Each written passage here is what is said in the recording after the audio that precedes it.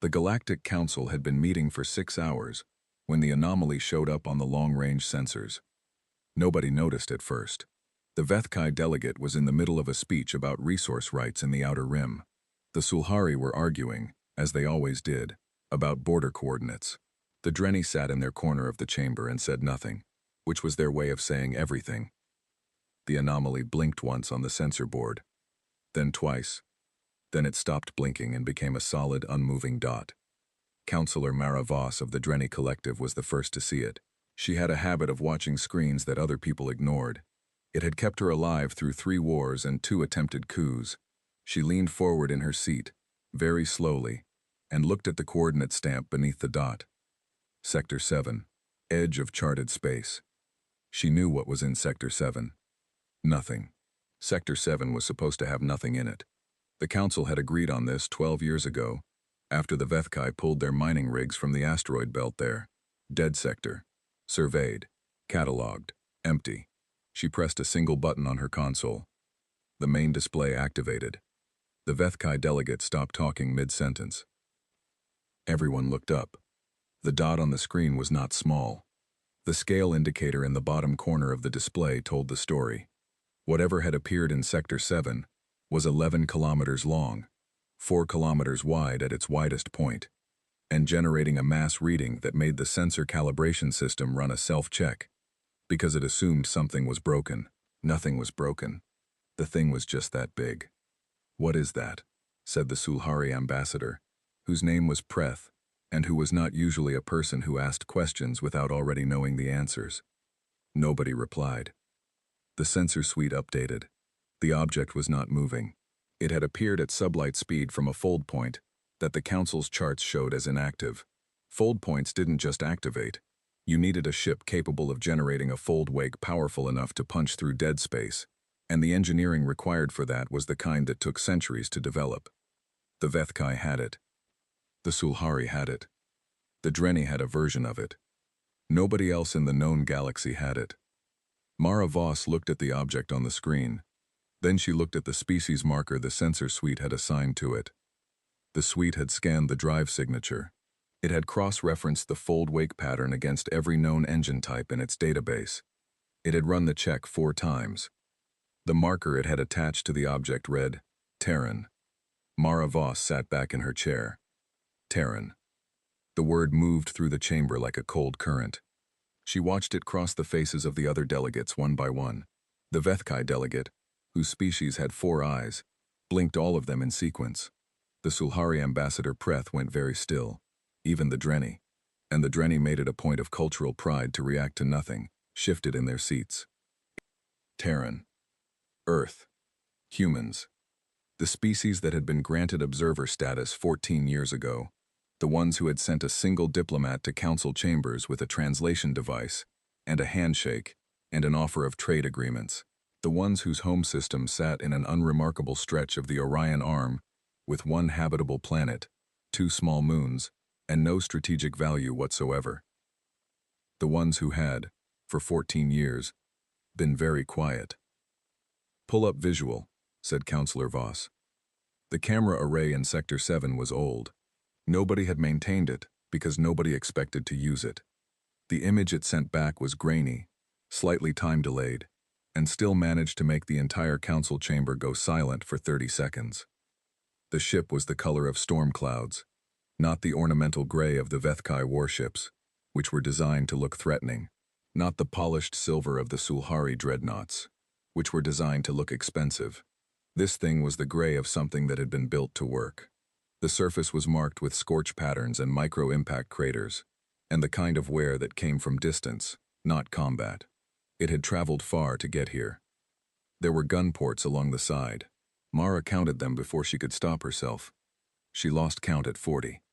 The ship had more gun ports than she could count in a casual glance. "How long has Earth been building that?" said the Vethkai delegate, whose name was Sor Vatha, and who was usually very good at controlling his voice. "Unknown," said the Council's tactical officer from her station at the edge of the chamber. Her name was Fen, and she was Drenni, and she had been running numbers since the object appeared on the screen. Based on the mass reading, and the estimated construction timeline for a vessel of this configuration. She paused, not for effect, because the number she was about to say required a moment to make sense of. Minimum 18 years. 18 years. 14 years ago, Earth had walked into the council chamber with a diplomat and a handshake. 4 years before that, they had already started building this. They were building it before they joined, said Preth. The Sulhari ambassador said it the way you say a thing when you are not surprised, but you are troubled that you are not surprised. They joined the council while this was already under construction. We don't know its purpose, said Fen. It's 11 kilometers long, said Sorvaith. Fen had no response to that. The Earth diplomat's name was Jonas Webb. He had been in his quarters on the council station when his communicator activated, and now he was standing in the corridor outside the council chamber, in a shirt that was slightly wrinkled, and with the particular look of someone who had been told to come immediately, and come without explanation. 2 Drenni security officers flanked him. They were not touching him. They were not threatening him. They were simply there, and they were large, and they had the posture of people who had been told to stay close. Counselor Voss met him in the corridor. She was a full head shorter than him. This did not affect her presence in any measurable way. "Counselor," he said. "What's—" "Come inside," she said. He came inside. The chamber was quiet when they entered. Every delegate was at their station. The main screen was still showing the ship. Jonas Webb walked to the center of the room, saw the screen, and stopped walking. He looked at the ship for a long time. Then he looked at Counselor Voss. "You knew," she said. It was not a question. "Yes," he said. "How long?" "Since before I arrived." He said it without apology or hesitation. The program started 22 years ago. Construction began 18 years ago. I was assigned to Council Relations 4 years into construction. "Why?" said Preth. Jonas Webb turned to look at the Sulhari ambassador. He had the kind of face that was hard to read quickly. Not blank, just patient, like someone who had decided what they were going to say a long time ago, and was in no hurry to say it wrong. "Because we needed time," he said, "and we needed to understand who we were dealing with before we showed you what we'd made." "Showed us," said Sorvaith, and there was something in the Vethkai delegate's voice that was not quite anger, and not quite fear, but occupied the specific geography between those two things. "The ship isn't armed," said Jonas Webb. The chamber went very still. Fen checked her sensors. She checked them again. She looked up. "The gun ports," she said. "They're sealed. Drive locked. The weapon systems are not." Another pause. Longer this time. "They are not active. The power routing shows 0 charge to any offensive system." "It came here with its guns cold," said Preth. "Yes," said Jonas Webb. "Why?" said Mara Voss. He looked at the screen. At the ship sitting in Sector 7, with its 11 kilometers of gray metal, and its 40-plus sealed gun ports, and its engines cooling after a fold jump, from somewhere the Council's charts didn't track. "Because we wanted to ask before we did anything else," he said. "Ask what?" said Sorvaith. Jonas Webb reached into his shirt pocket and pulled out a small data chip. He held it out toward the communications console at the center of the chamber. "May I?" he said. Nobody stopped him. He walked to the console and inserted the chip. A file opened. Audio and text, simultaneously, in every language the translation matrix could handle. A voice came through the chamber speakers. A woman's voice, calm and measured, with an undertone of something that was not quite tiredness, and not quite certainty, but some third thing that sat between them. "This is Admiral Sarah Okafor, of the ERS Unyielding, Earth's first interstellar battleship. We are transmitting on all Council frequencies. We have arrived in Sector 7, at the coordinates registered with the Council 14 years ago, as Earth's designated observation zone.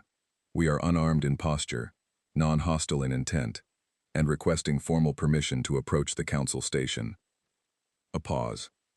"We are also requesting that this message be forwarded to every fleet currently operating in Council space.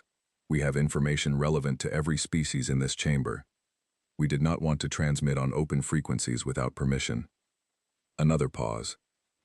Then, "We've been watching the Kethra migrations for 3 years. We think everyone needs to know what we've found." The message ended.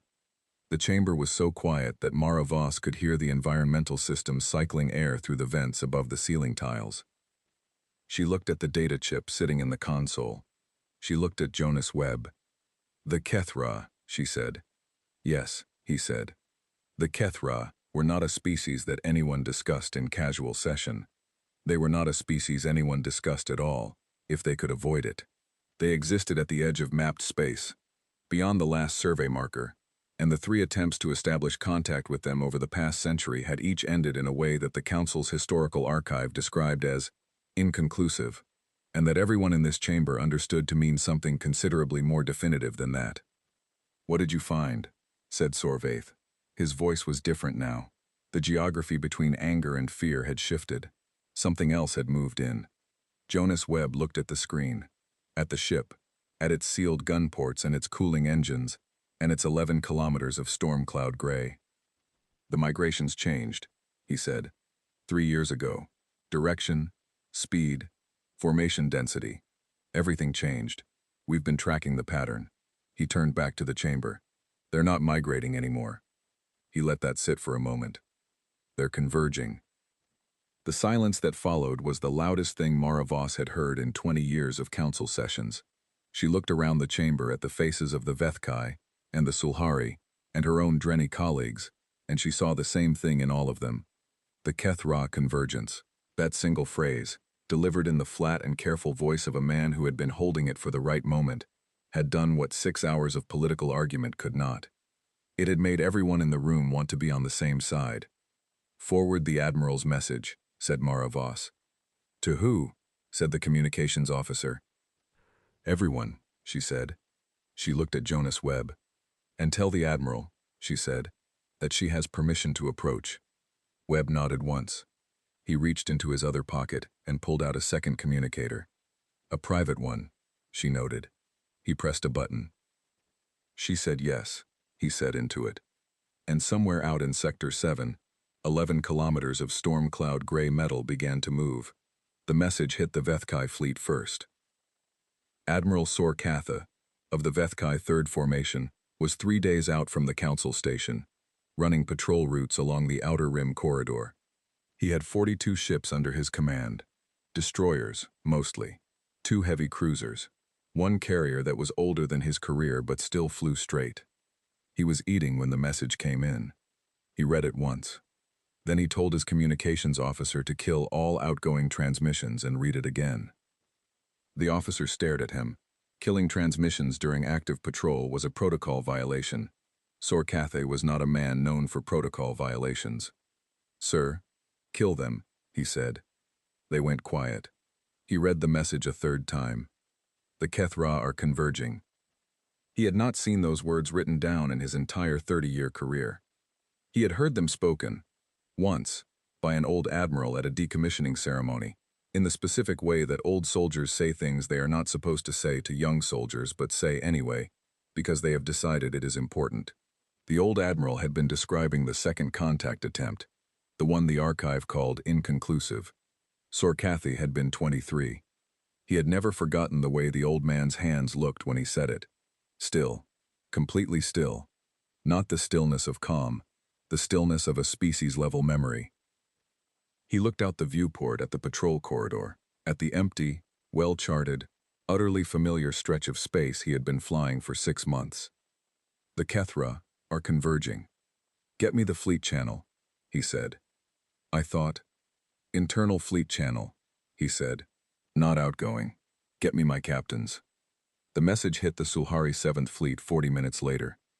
Admiral Prethayan, cousin to the ambassador, which was how things worked in Sulhari command structure, read it on the bridge of the dreadnought Absolute Threshold, and said nothing for 3 full minutes. Her bridge crew watched her. She was a woman who processed information visibly, not emotionally. The Sulhari did not value emotional processing, but architecturally. You could watch her mind build the structure of a problem from the outside, see the walls go up, see the load-bearing pieces slot into place. This time, the walls weren't going up. The structure wasn't forming. She read the message a second time and felt something she hadn't felt in 40 years of active service. She felt the structure of her understanding of the galaxy shift 2 degrees to the left. Not collapse, not break, just shift, the way a foundation shifts when something large walks past it, and you realize for the first time that the ground is not as fixed as you had assumed. The Terran ship, she said. What's its current position? Her navigation officer checked. Moving from Sector 7 toward the Council Station. Sublight. Slow. How slow? Very. A pause. It's moving like it's trying not to scare anyone. Prethayan looked at the navigation display, at the dot moving across the sector map with deliberate, careful slowness. An 11-kilometer ship moving carefully. That was the detail that cracked something open in her chest. Not the size of the ship, not the message about the Kethra, the careful, slow movement. The choice to cross that distance at a speed that said, "We see that you are watching us, and we want you to have time to get used to the idea." Helm, she said. Admiral. Set course for the Council Station. She looked at the message one more time. Then she closed it. And kill our active targeting systems. The bridge went quiet. Admiral. If the Terrans can come through a full jump with their guns cold, she said, we can cross a patrol corridor without pointing ours at anything. She paused. We're going to need to stop pointing things at each other for a while. Nobody argued. The absolute threshold turned and began to move. The Drenny fleet got the message last, because the Drenny communications relay was routed through 3 encryption layers and a committee review process, and by the time it cleared the committee it was 2 hours old. Fleet Commander Ven Ash read it in her command center aboard the Silence Between Stars, which was the Drenny flagship and was named, as all Drenny flagships were named, after a concept that had no direct translation in any other language. She did not read it twice.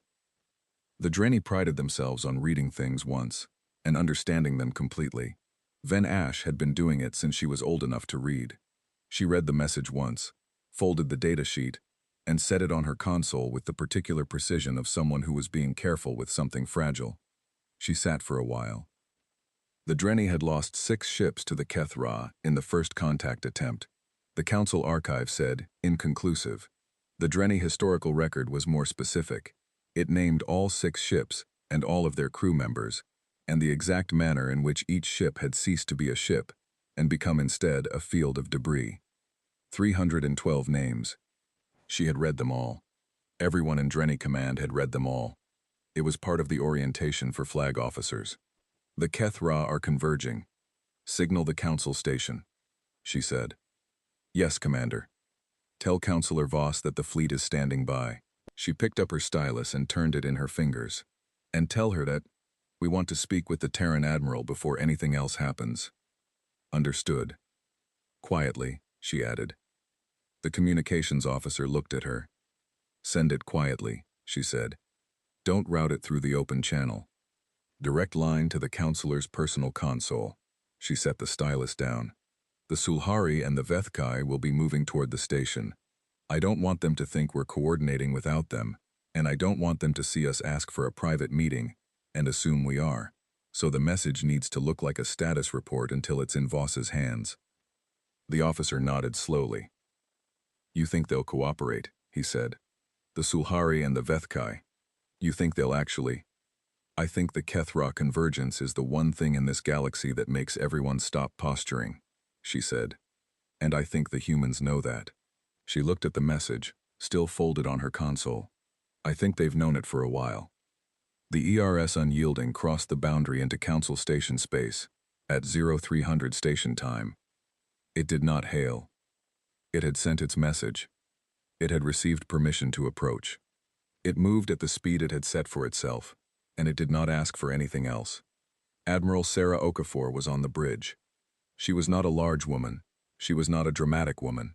She had the kind of presence that came from knowing exactly what she was doing and not needing anyone else to know that she knew.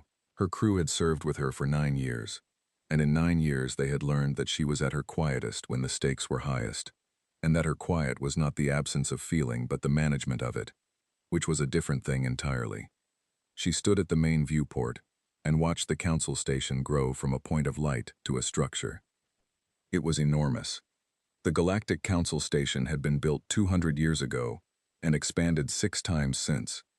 It was shaped like a series of concentric rings around a central column, and it caught starlight the way a prism did, scattering it into colors that had no business being beautiful but were. Her navigator, a young man named Chen, who had been on the ship since the beginning, and who was perhaps the most composed human being she had ever met, said, "Station is hailing. Put it through." A voice came from the speakers. Drenny accent. Female. Unhurried. ERS unyielding. This is Council Station Omega. You are cleared for approach to Docking Bay 7. Please maintain current speed and heading. Understood, said Okafor. A pause. Admiral Okafor, said the voice. And here the unhurried quality became something more deliberate, more chosen. I am Counselor Mara Voss. I will meet you at the dock. Okafor looked at the station. I'll be there, she said. She turned from the viewport. Her bridge crew was watching her. Not obviously. They were all very good at doing their jobs and watching her at the same time, which was a skill you developed when you served under someone for 9 years, and you wanted to understand what she was thinking. She understood what they wanted.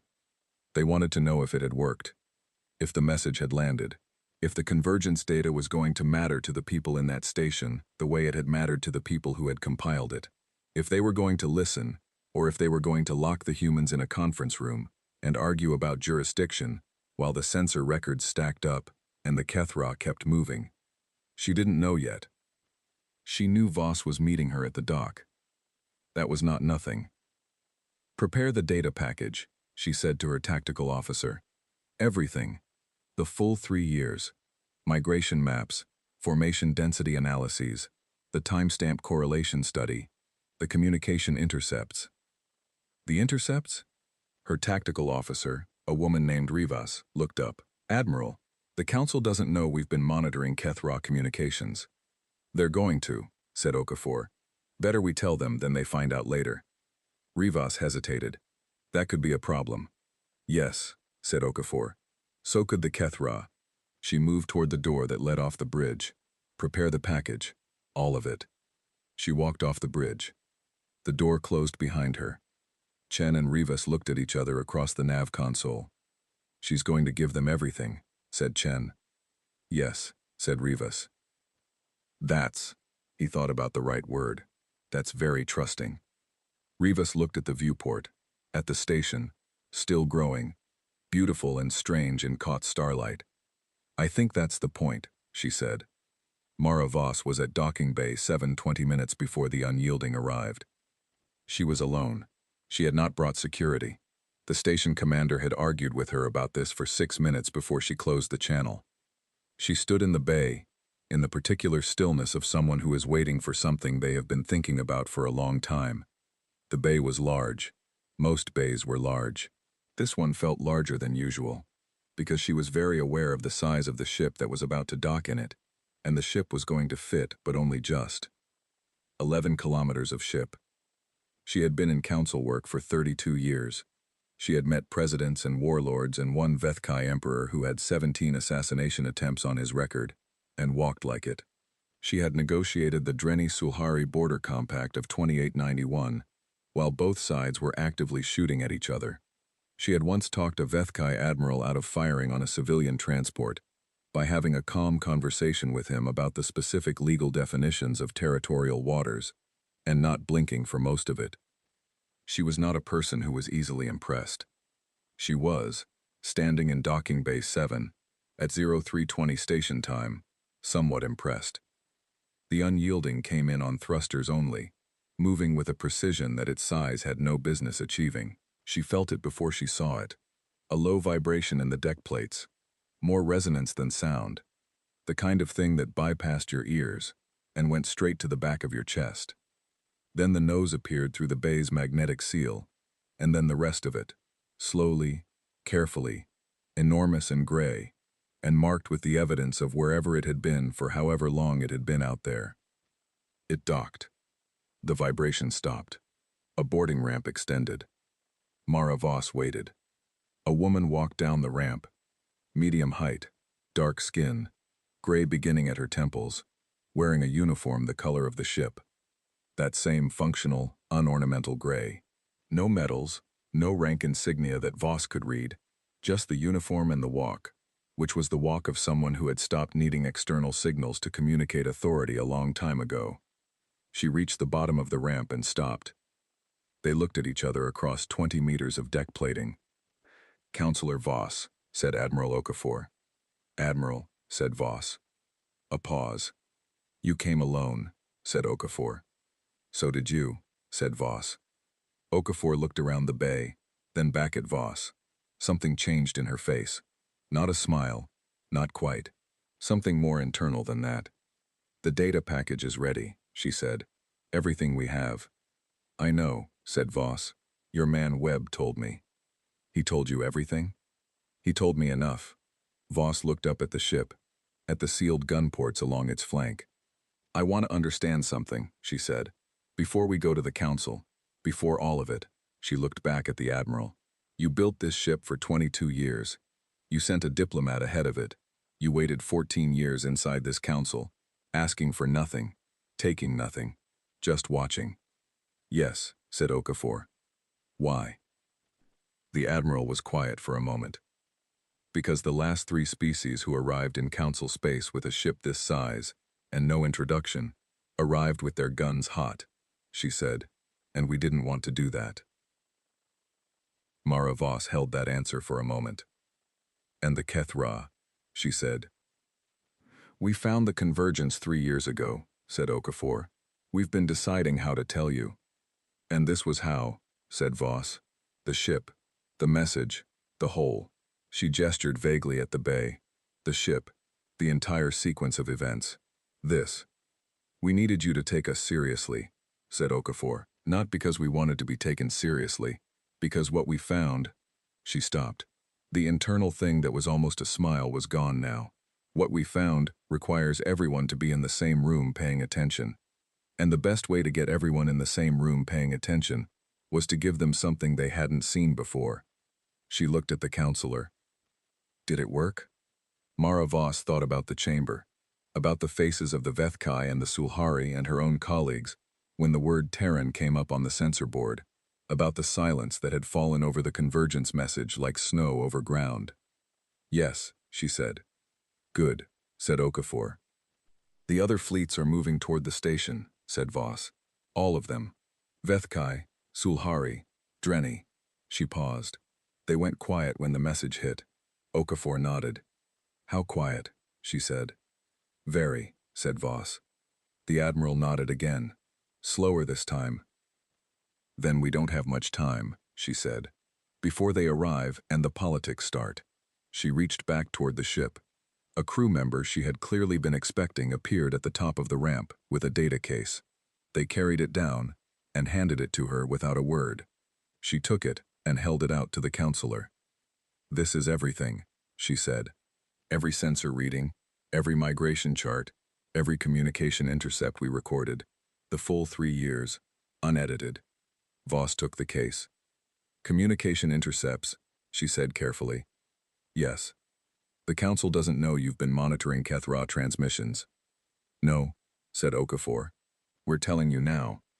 Voss held the case. "That's going to cause problems," she said. "Probably," said Okafor. "But if the Kethra data is what we think it is, we're going to have larger problems very soon, and I'd rather the council trust us going into that than be surprised by the intercepts later." Mara Voss looked at her. The human admiral stood at the bottom of her ship's boarding ramp, in her functional gray uniform with no medals and no visible rank, and held the counselor's gaze with the patient look of someone who had thought all of this through and was on the other side of the thinking. 32 years. Mara Voss had been doing this for 32 years. She had met presidents and warlords. She picked up her communicator. "Prepare the main council chamber," she said. "Full session, all available delegates." A pause, and set up a second display terminal. "The admiral will need to present data." She lowered the communicator. She looked at Okafor. "Come on then," she said. They walked together across the bay toward the station interior. Behind them, the ERS Unyielding sat in its dock, enormous and gray and still, its gun ports sealed, its engines cold. The quietest 11-kilometer ship in the known galaxy. The main council chamber had never held a full session at 0400 station time. It showed. The delegates arrived in various states of composure, which is to say that the Drenni arrived looking exactly as they always looked, and the Sulhari arrived looking sharp and alert, because they had been raised in a culture that considered being caught off guard to be a moral failure, and the Vethkai delegate Sorvatha arrived with one of his 4 eyes still partially closed from sleep, and a look on his face that suggested he was angry about this, but had the self-awareness to know the anger was mostly at himself for not anticipating it. Jonas Webb sat in the observers section and did not look tired, which was either because he hadn't slept or because he had been awake for this moment for 14 years, and the adrenaline was doing the work that sleep usually did. Admiral Okafor stood at the center of the chamber. The data display behind her showed a star map, council space, and the space beyond it, rendered in the blue-white light of the projection system, with the last survey markers along the outer edge of charted territory showing as yellow dots. Beyond the yellow dots, the gray, the Kethra territory, or what everyone had assumed was Kethra territory. 3 years ago, said Okafor, we deployed a series of long-range sensor probes into the outer boundary zone, the zone that begins approximately 40 light-years past the Council's last survey marker in the galactic south. She touched a control. Red dots appeared on the map, scattered along the outer boundary like seeds. The probes were passive, non-transmitting. They recorded data on a compressed timeline and used a relay burst system to send that data back to us every 90 days. She touched the control again. Here is what they found. The map changed. The gray beyond the boundary was no longer empty. Points of light appeared in it. Not the clean, fixed points of stars. Moving points, dense points, clustered in patterns that even the least tactically minded person in the room could see were not random. Mara Voss had seen the data summary. She had not seen the full display.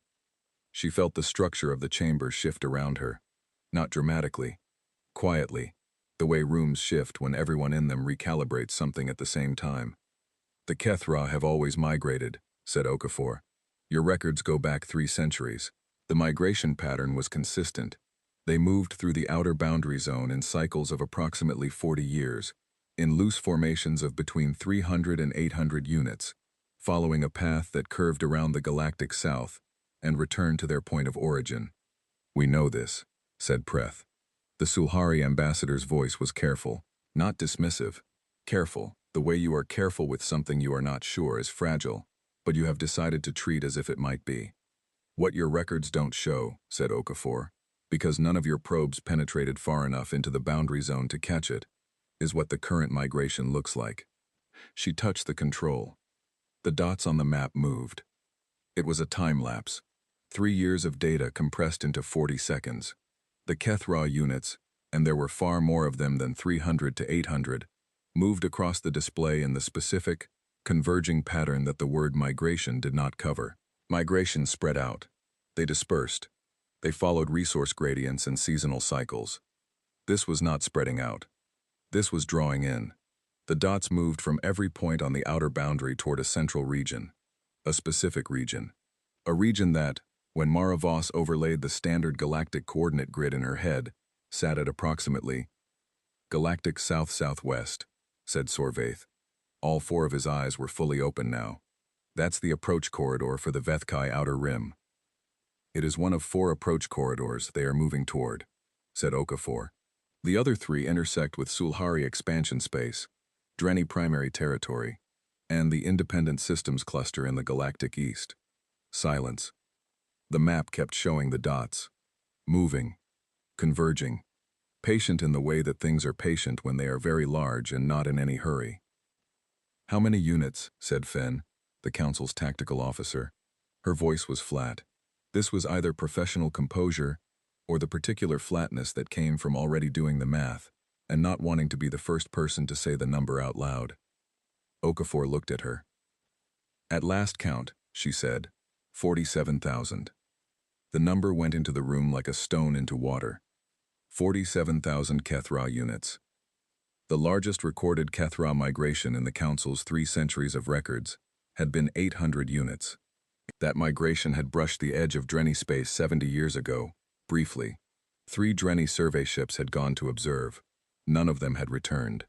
The Council had moved their survey markers back 40 light-years as a precaution. 47,000. You said communication intercepts, said Mara Voss. She said it because the number was too large to process immediately, and she needed the conversation to keep moving, or the chamber was going to stay silent for longer than was useful. What did you hear? Okafor touched another control. The map faded. The audio display replaced it. Waveform readouts, frequency analyses, the visual record of what had taken her communications team 14 months to partially decode. The Kethra communicate on a frequency band your equipment cannot register without modification, she said. We noticed this in our second year of probe deployment and recalibrated accordingly. She looked around the chamber. What we found is that the Kethra have been communicating at a much higher rate than their historical baseline. The volume of communication has increased by a factor of approximately 9 over the past 3 years. What are they saying? Said Van Ash. The Drenny Fleet commander had arrived 30 minutes ago with 4 of her senior officers and had been sitting without speaking since. Her voice, when it came, was steady. We have a partial decode, said Okafor. Approximately 30% of the signal content. The rest is either encrypted in a system we haven't cracked, or uses references we don't have the cultural context to understand. 30%, said Van Ash. What does 30% tell you? Okafor looked at her. It tells us they know we're here, she said, and that they have been discussing us for at least 3 years, possibly longer. 3 years is how far back our probes go. The room absorbed this. Discussing us, said Sorvaith. In what context? The translation is imprecise, said Okafor. We want to be careful about over-interpreting incomplete data. She paused. But the most consistent element across the decoded segments, the concept that appears most often, and with the most signal emphasis, translates most closely as. She stopped. Not for effect, she was choosing the word carefully. Boundary, she said. Or possibly threshold. The distinction matters in their language in a way it doesn't in ours, and we haven't fully mapped it yet, but the concept appears in reference to council space specifically. Another pause. And it appears with an increasing frequency that correlates directly with the change in migration pattern. They think we've crossed something, said Preth. Some line, some limit. That's one interpretation, said Okafor. It's the one our team considers most probable. What's the other interpretation? Said Mara Voss. Okafor looked at her. That they think we're about to cross it, she said. The difference between those two interpretations was the difference between a problem you were already inside and a problem you might still be able to step back from. Everyone in the room understood this. Everyone in the room was also aware that they were sitting in a chamber on a station in council space, which was the space the Kethra appeared to be discussing, which meant the question of whether they had already crossed the line or were about to was somewhat academic. We have been operating in the outer boundary zone for 2 centuries, said Sorvaith. Survey missions, mining operations, navigation buoys. If we crossed a line, we don't know when or how. No, said Okafor. We don't. Then how do we? He stopped, started again. What is the appropriate response to a boundary violation you didn't know was a boundary? That, said Okafor, is what we've been trying to figure out for 3 years. She touched the control again. The map returned, but differently this time. Council space in blue, the outer boundary zone in gray, the Kethra convergence pattern in red, and overlaid on all of it, in thin white lines, a series of proposed vectors. We have modeled the convergence, she said. Based on current speed and direction, the leading elements of the Kethra formation will reach the outer boundary zone in approximately 14 months. The main formation will follow approximately 9 months after that. 23 months, said Van Ash. Yes. Until they reach the outer boundary zone, said Van Ash. How long after that until they reach inhabited systems? If they continue at current speed, said Okafor. Another 4 to 7 months, depending on the approach vector. 2 years, roughly. A little more, a little less. 2 years, until the thing that had destroyed 6 Drenny ships and been classified as inconclusive in the archive arrived in force. 47,000 units strong, discussing boundaries in a language nobody fully understood. You have a proposal, said Mara Voss. She said it because she had been watching Okafor for the past 30 minutes, and the Admiral had the posture of someone with a proposal. Not certain, not aggressive, just prepared. The way people are prepared when they have spent a long time thinking about a problem and have arrived at a position they are ready to defend. "We have an idea," said Okafor. "Not a plan, an idea." She looked around the chamber. "But it requires all of you to agree to something first." "What?" said Preth.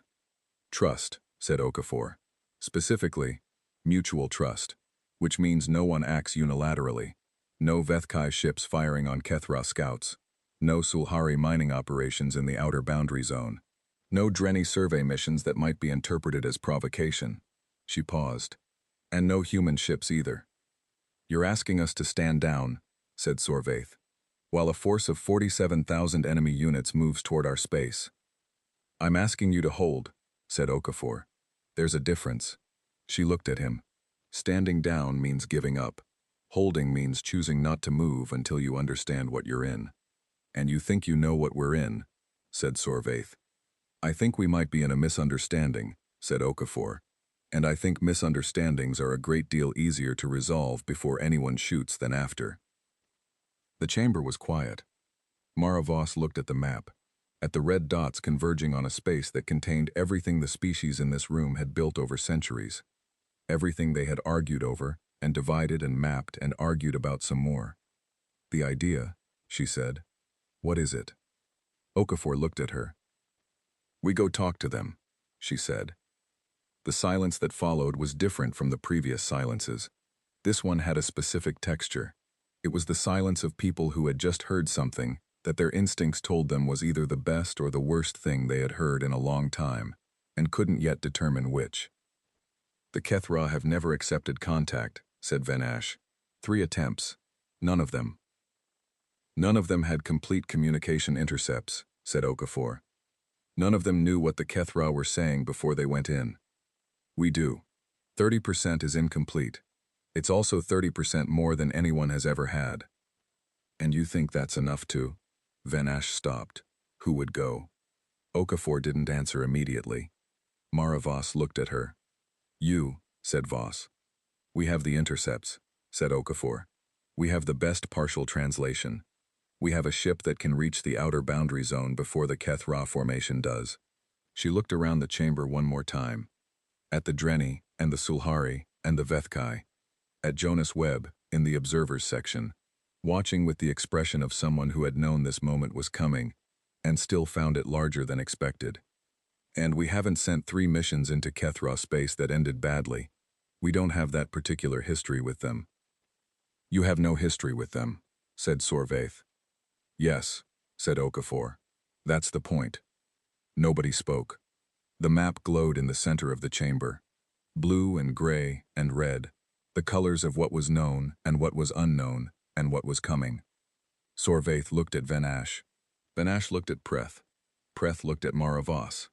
Mara Voss looked at Okafor. "You have a ship," said Voss. "I have a ship," said Okafor.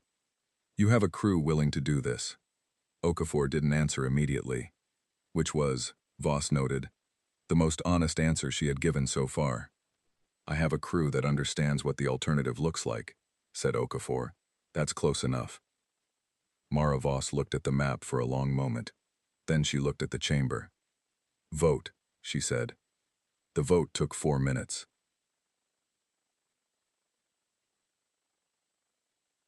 It was not unanimous. Sorvaith abstained, because the Vethkai did not vote yes on things they weren't certain of, and did not vote no on things they couldn't afford to block. Abstaining was a Vethkai tradition that meant, "We are watching this very carefully, and reserve the right to have a strong opinion later." But the vote passed. 3-0 with 1 abstention. The ERS Unyielding was authorized to proceed to the outer boundary zone and attempt first contact with the Kethra convergence. Okafor acknowledged the vote without ceremony. She looked at Jonas Webb. Webb nodded once.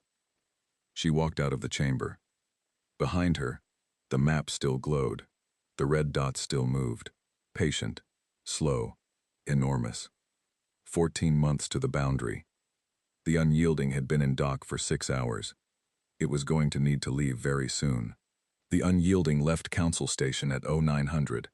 The other ships were still arriving when it departed. Mara Voss stood at the station's observation deck and watched the Vethkai destroyers coming in from the east, while the 11-kilometer gray ship moved out in the opposite direction. The contrast was not subtle. She had a communicator in her hand. She was not using it. There was nothing to say yet that she hadn't already said, and things you say before someone goes into the gray tend to either mean too much or not enough, and she had always preferred the discipline of silence to the mess of the other kind. She watched until the Unyielding was out of visual range. Then she went back inside to deal with the Vethkai. Chen had the navigation plot on his console from the moment the ship cleared the station's sensor envelope. The route to the outer boundary zone was straightforward. 41 light-years, mostly clear space, 2 minor navigation hazards that were well documented and easily avoided. At the Unyielding's fold capability, they could cover the distance in 3 jumps. 6 days in transit, approximately. He ran the numbers twice. He ran them twice because he wanted to be sure, and because having something precise to focus on was useful, when the thing he was actually thinking about was that they were going to arrive in a region of space that had destroyed every ship that had ever gone there voluntarily, and try to start a conversation. The math was clean. Everything else was less so. "Jump solution ready," he said. "Hold," said Okafor. He held. She was at the center of the bridge, standing at the data terminal, going through the intercept files again. She had been through them so many times over the past 3 years that her communications team had started quietly worrying about her, which was something they did carefully, because the Admiral was not a person who responded well to being worried about. The intercepts. 30% decoded. The rest, noise, or meaning, or something between the two that their translation models couldn't yet map. The concept that appeared most consistently: boundary, threshold, the thing the Kethra were discussing in reference to Council space. She had a theory. She hadn't shared it with the Council because theories presented to committees produced committee discussions, and committee discussions produced delays, and she had not spent 22 years building a ship and 3 years decoding radio signals to be delayed by a committee discussion. She had shared it with 3 people: her tactical officer Rivas, her linguistics lead, a quiet woman named Dr. Yoon who had joined the program 8 years ago and had barely slept in the past 14 months, and Jonas Webb, who had listened to it in her office on the station the night before and sat for a long time without saying anything. The theory was this: the Kethra had not responded to contact attempts because no one had attempted contact in the right way. Welly, the first attempt, 70 years ago, had sent 3 armed Drenni survey ships to the boundary. The ships had hailed in 17 languages. The Kethra had destroyed them. The second attempt, 40 years ago, had sent a single Sulhari diplomatic vessel with a full council letter of intent and offerings of trade. The ship had been destroyed before it crossed the boundary. The third attempt, 20 years ago, had sent an unmanned probe. The probe had been destroyed within 6 hours. Every attempt had approached from inside council space. Every attempt had, in the Kethra's frame of reference, come from the wrong side of something. That was the theory. They were coming from the wrong side. The Kethra were moving toward council space, converging on it, 47,000 units strong, because council space was on their side of the boundary. Because the boundary, whatever it was, whatever historical or territorial or cultural significance it held, was not the council's outer edge. It was the Kethra's inner edge, and everything inside it, from the Kethra's perspective, might not be a foreign territory being encroached upon. It might be their own territory being occupied. Dr. Yun had been the one to crack the distinction. She had spent 4 months on the boundary versus threshold problem, and the solution had come to her at 0300 on a Tuesday during her 3rd cup of coffee. And she had been so certain and so shaken by it that she had called Okafor's quarters directly, which was something nobody did, and which told Okafor everything she needed to know about the significance of the finding before Yoon had said a word. Threshold, in the Kethra communication structure, referred to a boundary that could be crossed. Boundary referred to a boundary that could not.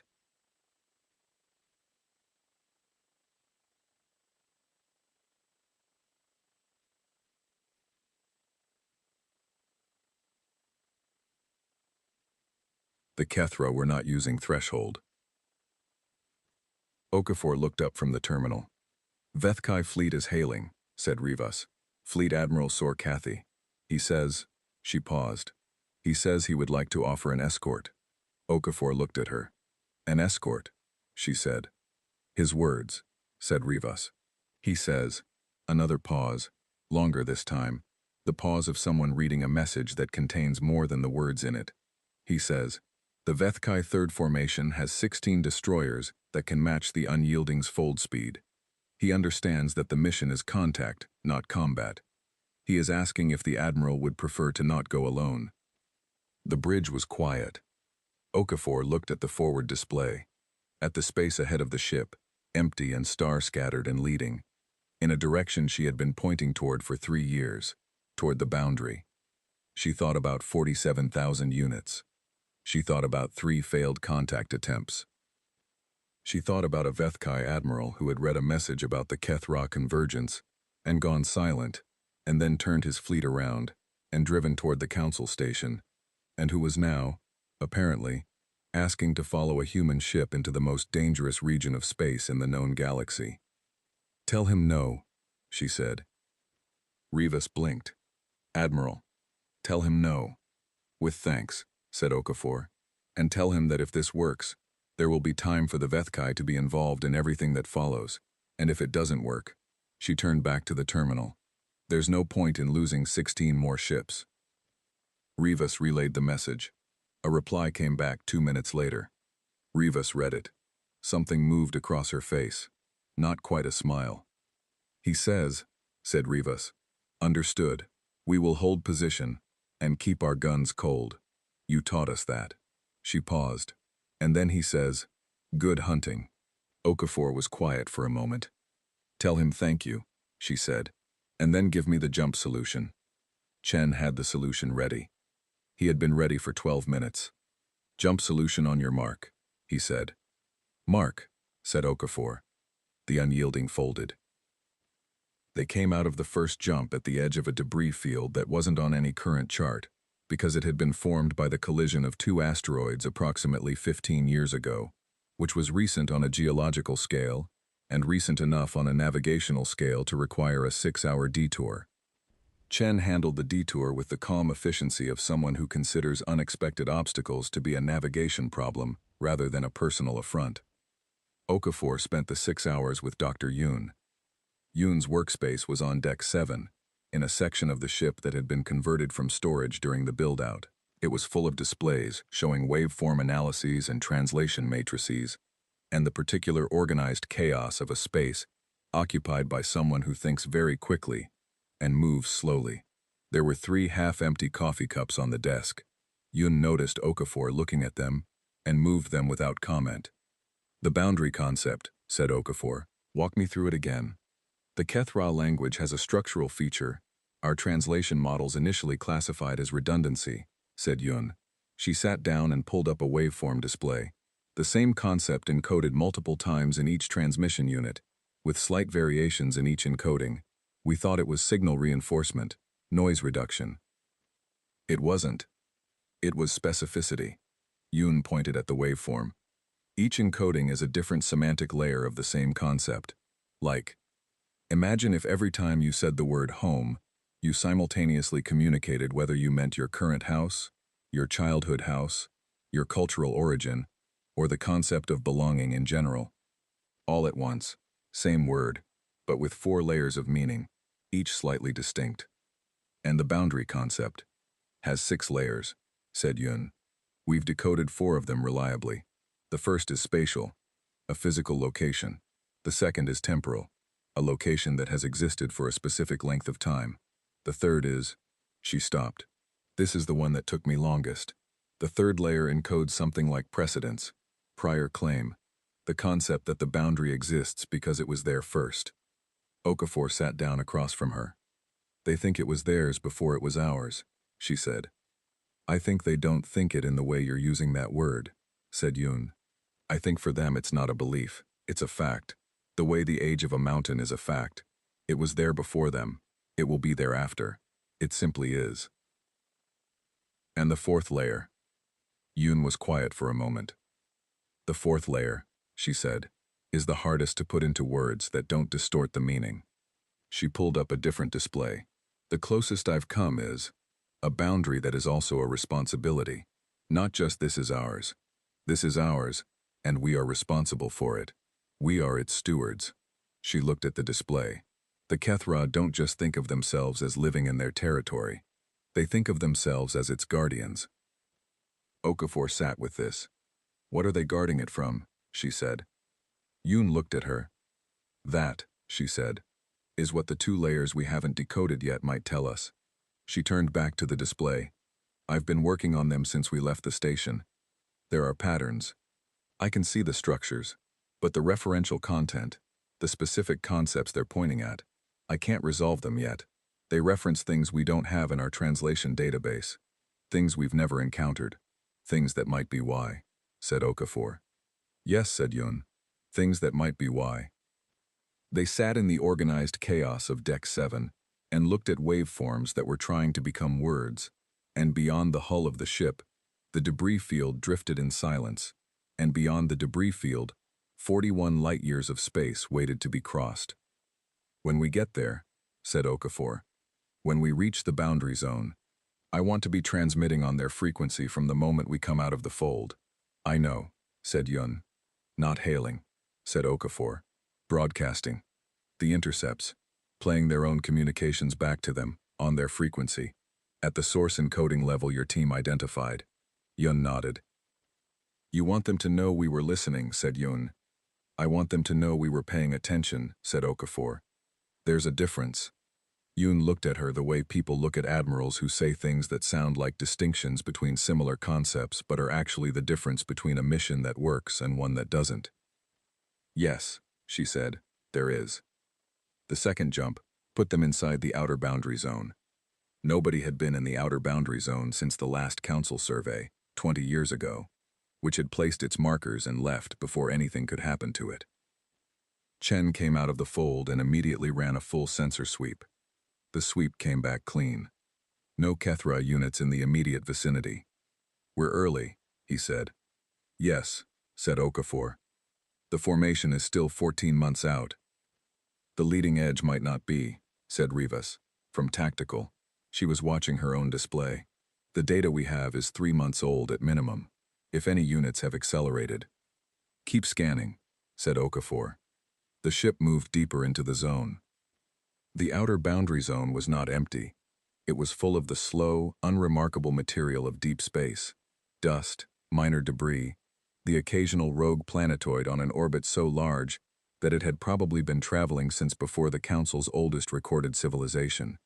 The kind of space that was neither hostile nor welcoming, just there, old and patient and enormous. Okafor stood at the viewport and looked at it. She had been in space for 30 years. The emptiness did not affect her the way it affected people who hadn't been in it long enough. But this particular emptiness was different from other emptinesses. This was the space that existed between what was known and what was not, and that distinction lived in it, the way cold lived in a room that hadn't been heated in a long time. Contact, said Rivas. The word hit the bridge like a stone. Not an enemy alert tone. Not an alarm. Just Rivas's voice, flat and precise, because Rivas was good at her job, and her job right now was to report what the sensors showed without adding what she felt about it. Single unit, said Rivas. Bearing 073, range approximately 8,000 kilometers. She paused. It wasn't there on the last sweep. How long ago was the last sweep, said Chen. 90 seconds, said Rivas. A unit that could travel fast enough to move from below sensor threshold to 8,000 kilometers in 90 seconds. Second unit, said Rivas. Range 11,000. Bearing 091. Another pause. Third unit, bearing. I see it, said Okafor. She had moved to the tactical display. The screen was filling. Not quickly. Slowly. The way things fill when they have been there for a while and simply been too close to detect, which was a thought that did not make Okafor feel better about the quality of her sensor array. 12 units. Then 20. Then, as the sweep range extended and the computer updated its extrapolations, something considerably larger than 20. The leading edge had arrived. "Dr. Yoon," said Okafor. Yoon's voice came from the intercom instantly. She had been monitoring the bridge from Deck 7. "Ready," said Yoon. "Begin transmission," said Okafor. The Unyielding began broadcasting. Kethra communications, played back on Kethra frequencies, at Kethra encoding levels. 3 years of intercepted signal, selected and ordered by Dr. Yoon in the sequence she had determined was most likely to convey. "We were listening, we understood some of it, and we are here because we want to understand more." Not a translation, not a greeting in the traditional sense. An acknowledgement. "We heard you talking. We came to listen better." The units on the sensor display stopped moving. Every single one of them. Chen looked at Okafor. Okafor looked at the display. "Hold course," she said. "Maintain transmission." Nobody does anything. The bridge crew was very still. On the sensor display, 43 Kethra units sat at various ranges from the Unyielding, motionless, not retreating, not advancing, not doing what every previous encounter had eventually produced. They were listening. The Unyielding broadcast its signal into the gray, and the gray listened back. It was Rivas who noticed it first. She had been watching the frequency monitors alongside the spatial sensors, because Rivas was the kind of tactical officer who watched more things simultaneously than most people could track. "Admiral," she said. Okafor looked at her display. The Kethra were transmitting. Not toward the Unyielding specifically, broad transmission, on their own frequency, in their own encoding. But the volume had changed. The rate had changed. The same signal analysis that Dr. Yoon had spent 14 months developing could show, in real time, that the volume and rate of Kethra communication had increased significantly in the 3 minutes since the Unyielding began broadcasting. They were talking to each other. About what was happening. "Yoon," said Okafor. "I see it," said Yoon, from Deck 7. Her voice had changed. The flat, analytical quality was still there, but underneath it, something that was less professional and more human had gotten in, the way light gets in under a door. "I'm running the signal through the translation matrix now. The speed is different. The signal structure is a pause." They're excited. The word seemed wrong. It also seemed exactly right. "Can you decode any of it?" said Okafor. "Some," said Yoon. "It's coming in faster than the matrix can process cleanly, but I can see the boundary concept. It's in almost every segment. A longer pause. And there's something new. A concept we haven't seen before, paired with the boundary concept, almost every time." "What concept?" said Okafor. "The longest pause yet." "Return," said Yoon, "or something very close to it." She was quiet for a moment. They might be saying that something has come back." Okafor looked at the sensor display, at the 43 motionless units surrounding her ship at various distances, at the transmission monitors showing a burst of communication that hadn't been in any of the 3 years of baseline data. "Return. Something has come back." She looked at Chen. "Maintain position," she said, "and keep broadcasting." Chen nodded. They stayed. The gray held them. The Kethra stayed still, and transmitted, and listened to humans playing their own voices back to them in the dark. And for the first time in 3 attempts spanning 70 years, nothing was destroyed. That was enough. For now, that was everything. The Unyielding stayed in the outer boundary zone for 11 days. Nobody at the council station slept well during those 11 days. Mara Voss did not sleep at all on the 3rd night, or the 7th, or the 9th, which was when the first partial translation came in from Dr. Yoon, and everyone who was awake to read it, which was most of the council, because the habit of not sleeping had spread from Voss outward like a contagion, stopped what they were doing, and read it in silence. The translation was incomplete. Yoon had marked it carefully with probability scores, and flagged every section where the matrix had applied inference rather than direct decoding. She was rigorous in a way that was, Voss thought, either a great strength or a form of protection, and possibly both at the same time. The segments they were most confident about. We have heard speaking that we know. We have not heard it in the manner of those who come to take. We have heard it in the manner of those who come to understand. This is different. We are deciding what this means. Mara Voss read those words 3 times. She read them at 0300 in her office, with a cup of something warm that had stopped being tea 2 hours ago, but was still keeping her hands occupied. She read them, and thought about the 6 Drenny ships, and the 312 names, and the archive word, inconclusive. We are deciding what this means. She looked at the second part of the transmission. The segments Yun had flagged as lower confidence but included, because the structural patterns were strong enough to be worth sharing. The boundary was placed in the time before speaking. Those who placed it are gone. We keep it because we remember. We did not know if the ones inside had forgotten. The ones inside. Council space. That was what that meant. Council space was inside the boundary, from the Kethra's perspective, and the question of whether the ones inside had forgotten something was. Voss read the next segment twice, slowly. The question of whether anyone inside the boundary still knew why it was there. Why it had been placed. In the time before speaking. Before language. Before the council. Before the oldest recorded history of any species in the chamber. The boundary predated everyone. She set down her cup and looked out the viewport at the station exterior, at the ships still holding position, Vethkai destroyers, Sulhari dreadnoughts, Drenny vessels, all of them quiet, all of them waiting, and felt the specific sensation of standing at the edge of something very large that she couldn't yet see the full shape of. She picked up her communicator. "Get me Yun," she said. "Direct line to the ship."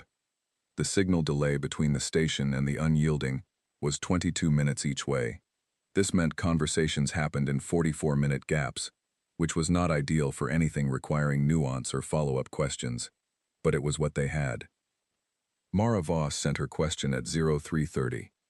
At 0414, Dr. Yoon's voice came back across 40 light-years of signal relay. "We're working on the time before speaking problem," said Yoon.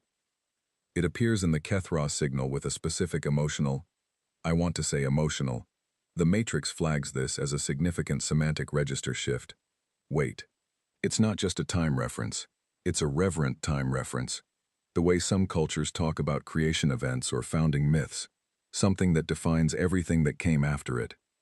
A pause in the recording. "The boundary wasn't made by the Kethra," said Yun. "We're fairly confident of this. It predates them as well. Whatever placed it, and here's where it gets very interesting, Counselor, whatever placed it apparently also placed the Kethra as its guardians. Not chose them, placed them. As if the guardianship and the Kethra as a species came from the same source event." Another pause. "I know how that sounds. We're being very careful with the inference layers. But the signal structure supports it. They guard the boundary because they were made to guard the boundary. It is the oldest thing in their self-understanding." The message ended. Mara Voss sat with it for a long time. Something that predated the Kethra had drawn a line around a region of space and created a species to guard it. That something was gone. The species remained. And now the ones inside the boundary had come out in a ship that played the Guardian's own language back to them and said, in the clearest possible way available to beings who had never spoken, "We were listening." She thought about what Admiral Okafor had said in the docking bay. The best way to get everyone in the same room paying attention was to give them something they hadn't seen before. She thought about Jonas Webb sitting in the observers section during the council vote, watching with the expression of someone who had known this moment was coming, and still found it larger than expected. She thought about what Okafor had said to Sorvaith. "We don't have that particular history with them." And she thought about the translation segment she had read 3 times. "Those who placed it are gone. We keep it because we remember. We did not know if the ones inside had forgotten." The question was never whether the Kethra were coming to invade.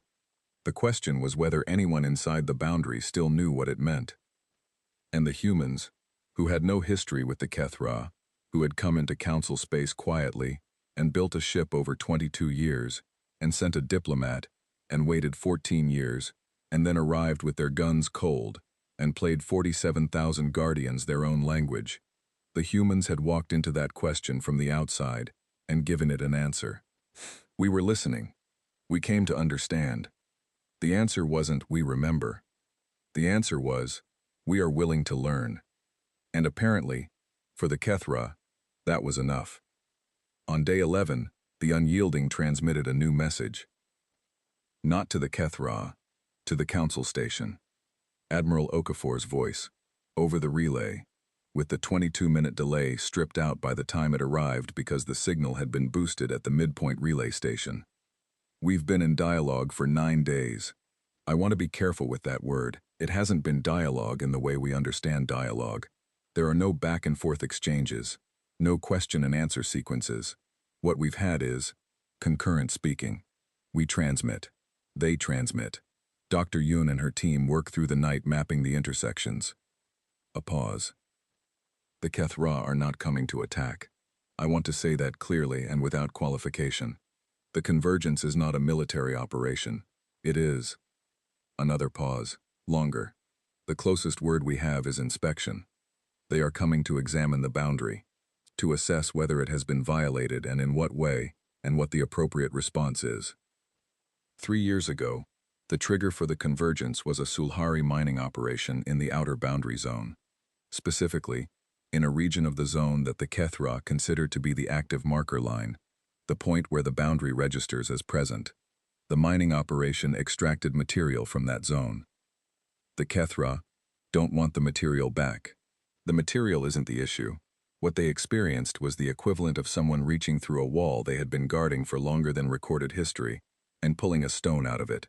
Not to attack, not even to steal, from the human perspective of the intent, just to take, because the wall appeared to be a resource rather than a structure. We've been transmitting the Sulhari mining coordinates and timeline back to them with the strongest confidence encoding Yoon's team can generate. We want them to understand that we know where it happened, that we understand why it matters. Their response to that transmission was the most complex thing we've received so far. Yoon has it. She'll send the full analysis to the council. But the core of it, the highest confidence segment, is this. Okafor's voice was steady. The signal was clear. Those who do not know the wall cannot be responsible for touching it. They are not interested in punishment. They are interested in acknowledgement. A long pause. I think we can give them that. The full council session on day 12 was the quietest one Mara Voss had attended in 32 years. Not the silence of shock, not the silence of horror or confusion, or political calculation. The silence of people who had been given information large enough to require a different relationship with the noise they had been making, and had, at least temporarily, accepted the requirement. Sorvaith spoke first. "The Sulhari mining operation," he said. He was looking at Preth as he said it, which was unusual. The Vethkai and the Sulhari did not usually make eye contact when they were about to say something pointed. Preth met his gaze. "Was within what we understood to be neutral space," she said, "based on the coordinates in the last council survey." "Yes," said Sorvaith, "and the survey was wrong." "The survey was incomplete," said Mara Voss. She said it carefully, not to protect the Sulhari, but because the distinction mattered. The boundary was not in our maps because we didn't know it existed. No one did. "We do now," said Venash. This was the thing about the Drenni. They did not waste words on things that had already been established. "We do now," said Voss. "The Kethra want acknowledgement," said Preth. Her voice was even. She had the specific composure of someone who was taking responsibility for something and was not going to make it a performance. "What form does that take?" "Yun's team is working on that," said Voss. "The Admiral believes there is a format within Kethra communication structure for what we might call a formal recognition, an acknowledgement that carries the same semantic weight in their language as a treaty would in ours." She paused. "She also believes the Unyielding should be the one to transmit it." "Not a council transmission," said Preth. "The Kethra have established communication with the Unyielding. They have not established communication with the council." Voss looked around the chamber. "And the Admiral's position is that asking them to accept a new correspondent in the middle of an ongoing exchange is the kind of disruption that we cannot afford right now." Preth nodded. Sorvaith looked at the map. At the convergence pattern, still moving, slower now, Rivas had sent a note through the relay that the Kethra formation appeared to have reduced speed on day 8, which correlated with the day the Unyielding had transmitted the mining coordinates. "The Admiral will transmit the acknowledgement on the Council's behalf," said Sorvaith. It was not a question. "Yes," said Voss. "And then?" "And then we wait," said Voss. "And we start the process of remapping the boundary zone. All of it. With the Kethra's help, if they're willing." She paused. "And we stop operating in the outer zone until we know exactly where the line is. That affects current Sulhari operations in—" "Yes," said Preth, cutting off her own delegate. "It does. We'll stop them." Nobody argued. The vote to authorize the acknowledgement transmission took 3 minutes. It was unanimous, including Sorvaith. The acknowledgement went out from the Unyielding on day 13. Dr. Yun had worked for 56 continuous hours on the encoding. She had checked it against every segment of the 3-year database. She had run it through the matrix forward and backward. She had then, apparently, sat on the floor of her workspace and cried for approximately 4 minutes, which she mentioned in her transmission notes to Okafor in the precise, clinical way that she noted everything, and then had gone back to her terminal and checked it one more time. The acknowledgement said, in Kethra encoding, at the highest semantic register Yun's translation could reliably access. "We touched the wall without knowing it was a wall. We know now. We will not touch it again until we understand what it keeps. We would like to understand what it keeps. We are asking permission to listen further." The transmission took 40 seconds. Then, the Unyielding went quiet and waited. The response came in 2 hours. Not 43 units transmitting. The entire formation. 47,000 Kethra units, all at once, broadcasting on the same frequency at the same moment. A single transmission that nearly overwhelmed Yun's monitoring equipment and sent the sensor arrays into a recalibration cycle and woke everyone on the ship who was asleep. Okafor was on the bridge in 4 minutes. Yun's voice on the intercom, steady despite everything. "Processing. Give me 10 minutes. 10 minutes. The bridge crew waited. Chen sat at his console and did not look at the sensor display showing 47,000 units, none of which were moving, all of which were transmitting. Rivas sat at tactical and did not reach for any weapon control. The ship held position in the gray zone and let the transmission wash over it and waited for 10 minutes. Yun's voice came back. "It's a 4-layer transmission," she said. "First layer, high confidence. Acknowledged. Second layer, the word I've been translating as return, but I want to revise. I think it's closer to recognized or known again. Something that was known and then lost and has now been found." A pause. "Third layer. This is the part I'm least certain about, but I want to share it anyway. Something like sufficient. We have given them enough. Not everything. Not a complete accounting.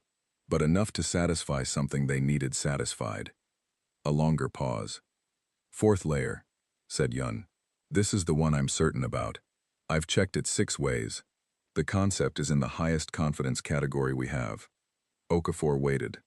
"The 4th layer," said Yun, "is patience." Another pause. "Specifically, the patience of a very long wait that has finally produced an acceptable result." The bridge was very quiet.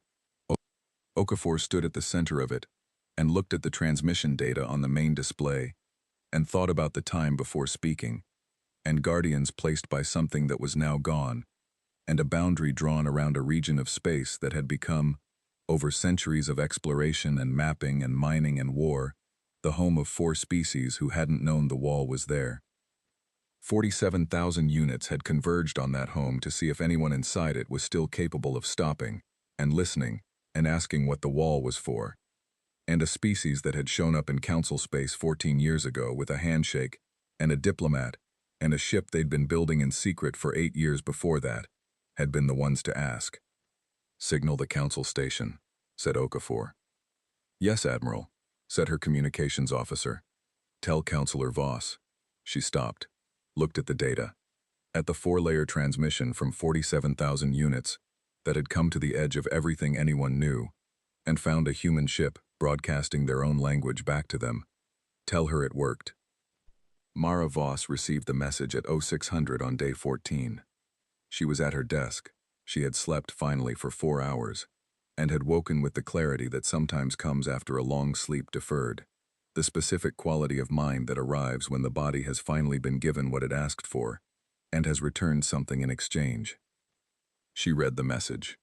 She sat for a while. Then she went to the observation deck. The Vethkai destroyers were still holding position. So were the Sulhari ships and the Drenni fleet.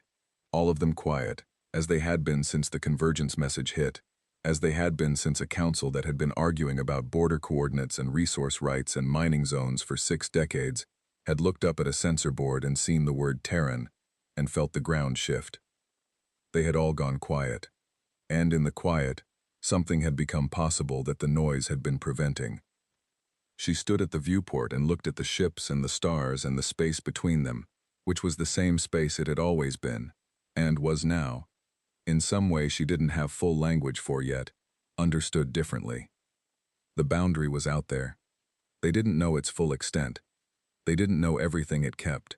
The Kethra were still 47,000 units of something that had destroyed ships and couldn't be fully translated, and had existed for longer than history.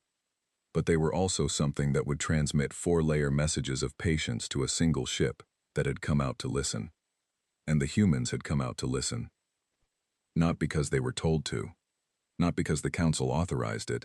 The council had authorized it, but the idea had come from somewhere else, from 22 years of building, and 14 years of waiting, and 3 years of decoding radio signals in the dark, and one admiral who had stood in a docking bay and said, "We wanted to ask before we did anything else." Mara Voss had been in council work for 32 years. She had met presidents and warlords. She had never met a species that built a ship for 22 years and then, when the time came to use it, sailed it to the edge of known space with its guns cold. She was going to remember that. She was going to write it into the council record in language that lasted, because things that lasted were the things the council was supposed to be for, and this thing deserved to last. She looked out at the ships and the stars. Then she picked up her communicator. "Get me Webb," she said. "Jonas Webb." Webb answered in 2 minutes. He sounded awake, which meant he had probably not slept at all. "Counselor," he said.